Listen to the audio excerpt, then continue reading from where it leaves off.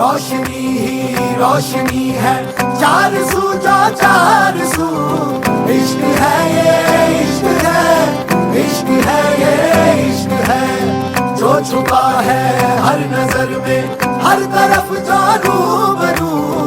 इश्क है ये इश्क है, इश्क है ये इश्क है, इश्क है ये इश्क है, इश्क है ये इश्क है। तुमसे मिले तो कुछ गुनगुनी सी। तो मेरे प्रिय भाइयों और उनकी बहनों, आपका स्वागत है एक नए वीडियो में। तो होता यह है कि हम अचानक से बनाते हैं बाहर घूमने का प्लान, और इसमें कल्लू और दीपू डॉन देते हैं मेरा साथ, जिससे हम तय करते हैं चित्रकूट के बाबाओं से मुलाकात।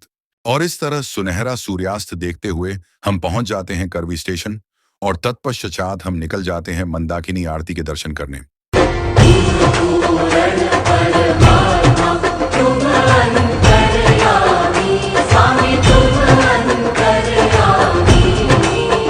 इसके बाद हम सीधा आते हैं अपने रूम पर, जिसे हमने एक दिन को रेंट पर ले रखा था।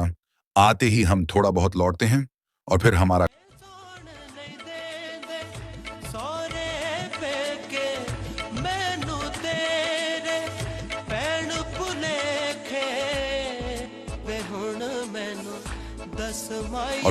कल्लू लाता है कोल्ड ड्रिंक, जिसका हम सब सुंदर चांद की रोशनी में लुत्फ उठाते हैं।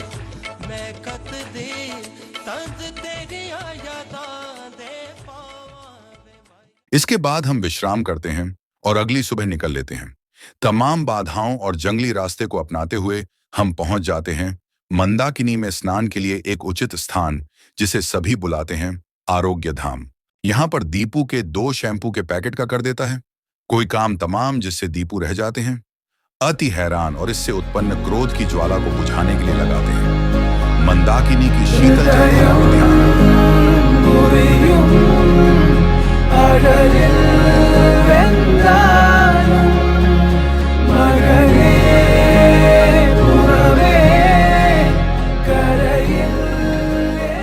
शुद्धिकरण करने के पश्चात हम जोश से परिपूर्ण होकर पहुंच जाते हैं कामदगिरी पर्वत की परिक्रमा करने। मुझसे तू प्यार बढ़ा कि मैं एक बादल आवारा, कैसे किसी का सहारा बनूं कि मैं खुद बेघर बेचारा। इतना न मुझसे तू प्यार बढ़ा कि मैं एक बादल आवारा, कैसे किसी का सहारा बनूं। ऐसा करते करते हम पहुंच जाते हैं लक्ष्मण पहाड़ी में। सो यहाँ एक ट्रेडिशन है कि इस पहाड़ी पर लोग पत्थरों से अपने सपनों का एक डमी घर बनाते हैं, इस मनोकामना के साथ कि उनका ये डमी घर एक दिन वास्तविकता को प्रतिबिंबित कर रहा जैसा कि झांत है कि ऐसे पत्थर तो ये सीमित ही होंगे, तो मुझे किसी दूसरे के सपनों का घर गिराकर अपना घर बनाना उचित नहीं लगा, इसीलिए मैंने इसे जाने दिया। लेकिन हमारे कल्लू और दीपू डॉन ने इस रिवाज को बखूबी निभाया, और ये रहे उनके घर।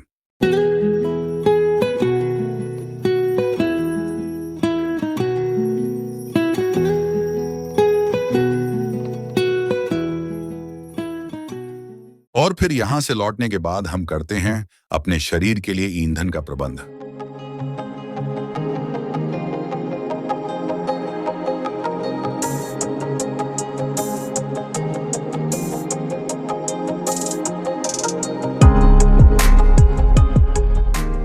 गाड़ी में फ्यूल भरने के पश्चात हम निकल जाते हैं मन की शांति के लिए जंगलों के बीच बहती मंदाकिनी नदी की धाराओं के मध्य।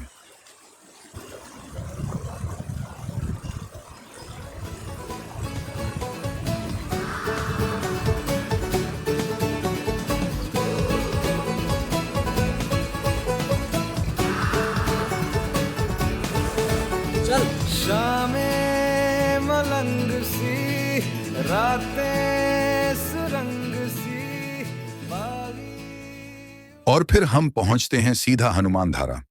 यहाँ की खास बात यह है कि खैर छोड़ो, आप लोग सब जानते ही हैं, और यही हमारी यात्रा का आखिरी स्थल होता है जहां हम जाते हैं और काफी चीजें हम छोड़ देते हैं। खैर सच्चाई यह थी कि हमारे लिए यह यात्रा स्पिरिचुअलिटी से परे थी। इसका मूल उद्देश्य घर से दूर आइसोलेशन में अपने साथ शांति में क्लैरिटी पाने के लिए कुछ वक्त बिताना था, जो इसके थ्रू पूरा हो रहा था। इस यात्रा के दौरान मैंने एक दिलचस्प और विचार करने योग्य अनुभव किया। जहां एक और कुछ भगवाधारी व्यक्ति मुझे अधिक आर्थिक स्वार्थ से प्रभावित लगे, वहीं दूसरी ओर कई स्थानिक लोग अपने व्यवहार में अत्यंत दयालु और उदार प्रतीत हुए। ये बात मुझे व्यक्तिगत रूप से कुछ विरोधाभासी लगी, क्योंकि सामान्यतः यह धारणा होती है कि धार्मिक जीवन जीने वाले लोगों में इच्छाओं और लोभ से मुक्ति अधिक होती है। लेकिन यह अनुभव मुझे यह स्मरण कराता है कि किसी व्यक्ति के चरित्र का मूल्यांकन उसकी पहचान या वेशभूषा से नहीं, बल्कि उसके व्यवहार से होना चाहिए। यह केवल मेरा निजी अनुभव है, जो किसी समुदाय या व्यक्ति विशेष के प्रति नहीं है, बल्कि एक दृष्टिकोण मात्र है। आज के लिए फिलहाल इतना ही। आपकी तरह मैं भी मायूस हूँ, लेकिन उम्मीद पर दुनिया कायम है। दिल दुखा है लेकिन टूटा तो नहीं है, और उम्मीद का दामन छूटा तो नहीं है। इसलिए आज के लिए इतना ही।